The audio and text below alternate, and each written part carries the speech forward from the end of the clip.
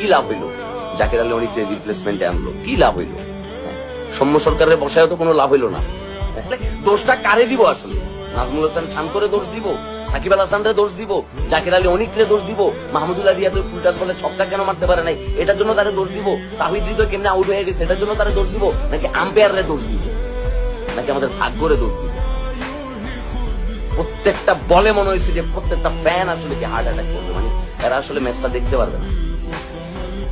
পোলাপাইন কেউ বাপের কাছ থেকে টাকা চুরি করে, কেউ আমার কাছ থেকে বুঝা বুঝা পোলাপাইন এমবি বলছে মোবাইলে এই ক্রিকেট খেলাটা দেখার জন্য। কারণ আমাদের তো আর আসলে গর্ব করার মতো, প্রাউড করার মতো কিছু নাই, এই ক্রিকেটটাই আছে আমাদের সেবা, আর কিচ্ছু নাই আমাদের, আর কিচ্ছু নাই আমাদের। আমাদের সেবা এই ক্রিকেটটাই ছিল। ওই ক্রিকেটটাকে পর্যন্ত আপনারা ডে বাই ডে যে জায়গাটাতে নিয়ে গেছেন এটা আর বলার মতো আসলে কিচ্ছু নাই। এই লর্ড টিম রে যে মাহমুদুল্লাহ যে টাইনা নিয়ে আসছে এটাই তো আপনাদের, তার পায়ের ধোয়া পানি খাওয়া উচিত আপনাদের, তার পায়ের ধোয়া। মাহমুদুল্লাহ রিয়াদ